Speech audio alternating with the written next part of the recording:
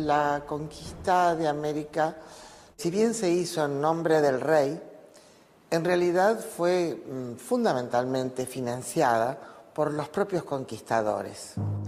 Entonces esta actividad, que era casi privada, es una mezcla de lo público y lo privado, muy típico de la época del antiguo régimen, desarrollaba o permitía desarrollar un sistema de dones y contradones. Por el hecho de haber realizado la conquista en nombre del rey, el rey estaba obligado a ofrecer ciertas mercedes. Y una de las mercedes que el rey iba a otorgar a estos conquistadores, que habían arriesgado su vida y sus dineros, fue entregar a los indios en encomienda. La encomienda es la primera forma de relación jurídica entre indios y españoles. A cada colonizador se le encomienda un número determinado de nativos que están obligados a trabajar para él. A cambio de este servicio, los españoles tienen la obligación de cuidarlos y evangelizarlos.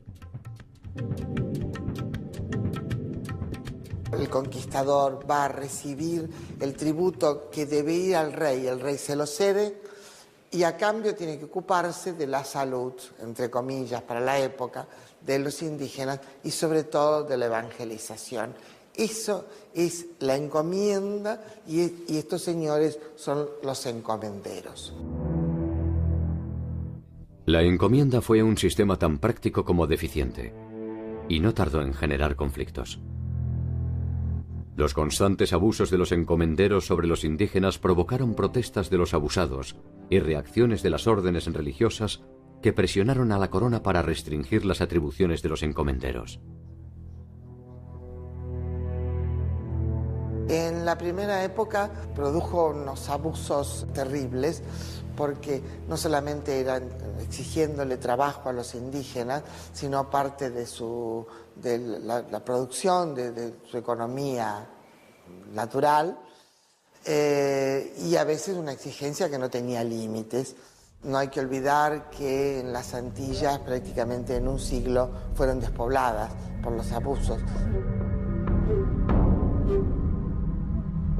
El Imperio Español había tomado nota de los desmadres producidos en las Antillas, que obligaron a la importación de esclavos para trabajar.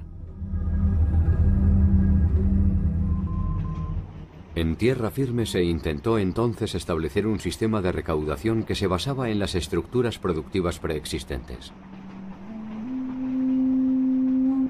El calpulli en México y el ayllu en el mundo andino. El ayllu es un sistema que significa la propiedad comunitaria de un territorio, pero a la vez significa tener ancestros comunes. Entonces, este ayllu es la base de la comunidad. Bueno, el trabajo comunal es una tradición sumamente importante en el mundo andino, ¿no? Tanto la siembra como la cosecha tiene que ser hecha por medios comunitarios y la comunidad siempre se ha unido para este tipo de trabajos. Los españoles mantuvieron el ayllu no tanto porque respetaran aquello, sino porque les convenía. Si mantenían esta propiedad del ayllu en comunidad, entonces ellos les pagaban un tributo. Tanto los pueblos mesoamericanos como los andinos poseían una cultura tributaria. Trabajaban indistintamente sobre sus tierras o sobre las de las élites y debían ofrecer parte de su producción a los señores locales. La política española respetó, al menos formalmente, esta propiedad comunitaria en la medida en que le permitía la obtención de beneficios. Es el sistema que se aplicaba en los incas, que el tributo que daban era en energía, tiempo de trabajo.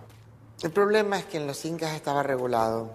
En tanto, en la colonia había una explotación a veces indiscriminada. Nunca se habían enfrentado directamente como individuos al tributo. El Imperio Español llegó y lo primero que quiso imponer es una tributación tú a tú, individuo con autoridad política.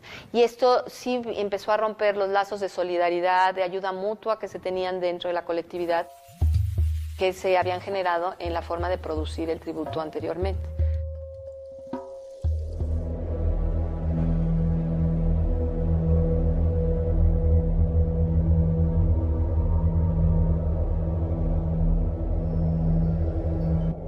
El diseño del Nuevo Mundo fue un largo viaje de marchas y contramarchas que, al menos formalmente, buscó siempre establecer una noción de orden.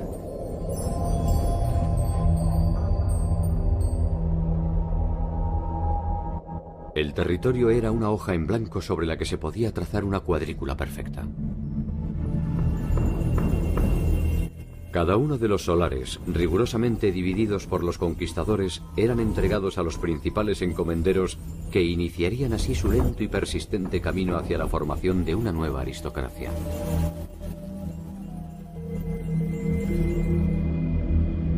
Se hacen dos grandes virreinatos que duran como tales hasta el siglo XVIII, que es el virreinato de Nueva España, que abarca México, Guatemala, Panamá, y el virreinato del Perú, que toma prácticamente toda América del Sur.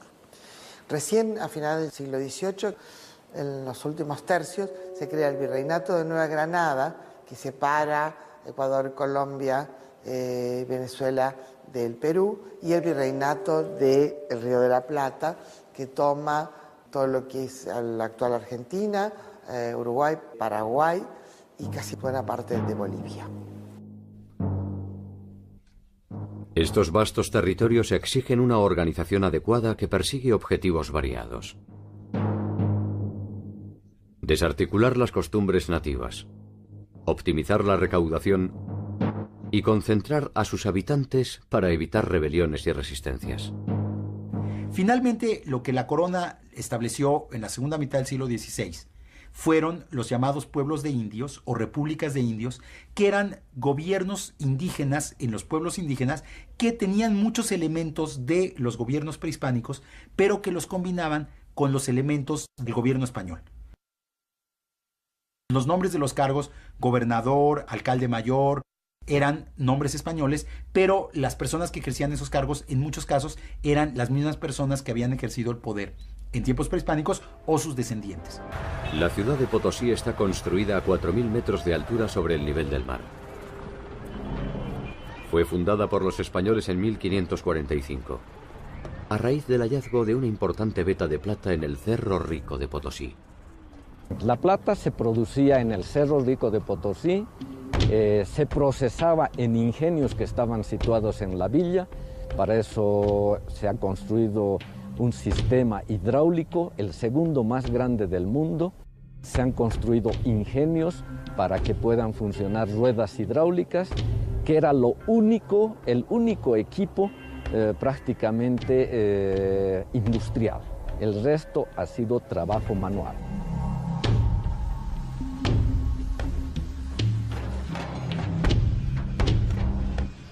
La mina se mantiene activa en la actualidad y si bien los tiempos han cambiado y la tecnología ha optimizado la explotación, una primera mirada se convierte en un viaje al pasado.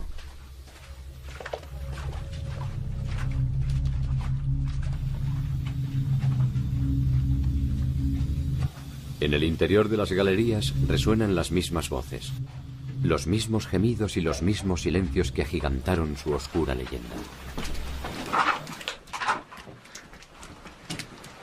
¿No hay refresquito para mí? Adentro, muñeco, adentro. Aguanta esa chica. Sobreviven los golpes de los barreteros, las picas de los brosiris, los pasos de los apiris.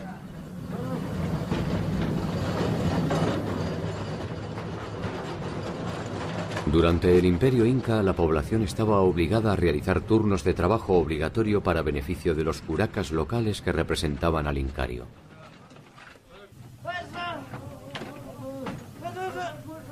La llegada de los españoles trasladó este servicio a la corona y alimentó las minas de Mitayos. La mita es un turno de trabajo que había en la época incaica. O sea, una forma de dar el tributo era o en especie o en turnos de trabajo. Y esto de la mita, él lo adoptó para crear un trabajo obligatorio en las minas. La diferencia es que el Inca retribuía con una serie de obras a aquellos que hacían la mita.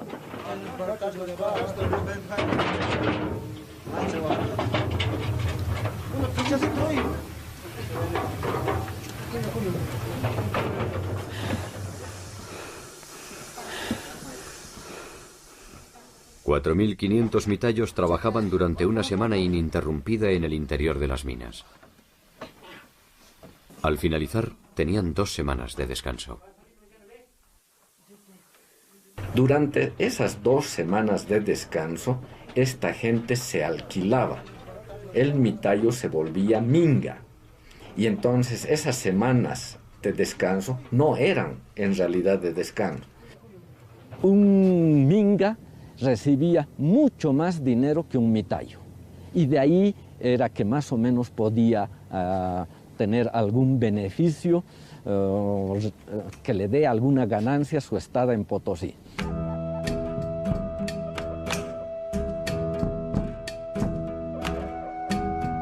Todos los yacimientos en América fueron de la corona. La corona aprovecha el trabajo forzado de los nativos para su enriquecimiento. La corona recibía 1/5 de la producción y el resto era de los mineros. Los mineros a su vez contrataban o pagaban a los mitayos 2 reales por semana. Este es un monto sumamente bajo y como era trabajo de coacción, los nativos tenían que venir a Potosí con su comida, con su ropa, porque los 2 reales no alcanzaba prácticamente para nada. La leyenda sostiene que la cantidad de metal extraído del Cerro Rico sería suficiente para construir un puente de plata que uniera Madrid y Potosí. Ese puente hipotético sin duda se hubiera construido con el sudor de los mitayos. Cada 7 años, cada uno de ellos debía cumplir 1 año de trabajo obligatorio en las minas. En los momentos de mayor producción, Potosí albergó más de 13.500 hombres provenientes de distintas y distantes regiones del mundo andino.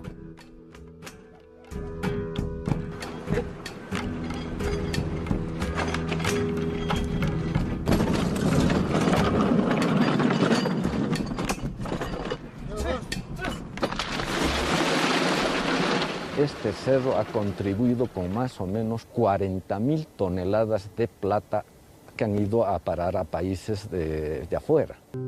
Los mitayos viven en las parroquias de los suburbios, muchos de ellos lejos de sus familias, juntando uno tras otro los reales que les permitirán, además, pagar el tributo que les exige el rey por la gracia de haber sido descubiertos.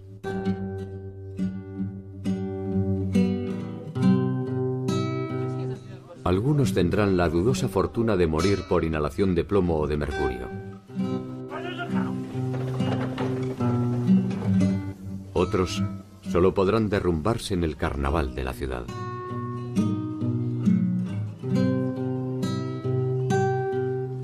Una ciudad que tiene dinero siempre es atractiva, por más que la gente no logre alcanzar sus objetivos.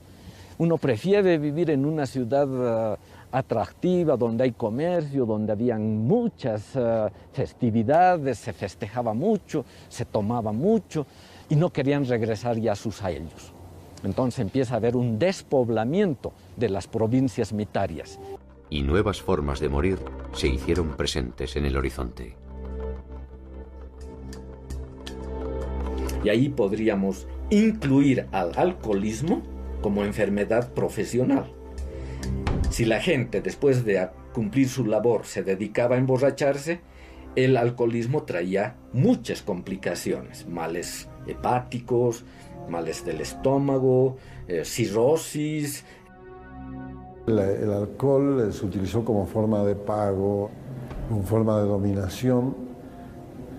Y si bien se sabe que en la época prehispánica se tomaba ya la chicha y otro tipo de bebidas, con la colonia esto se incrementó, ¿no? Igual que la pobreza.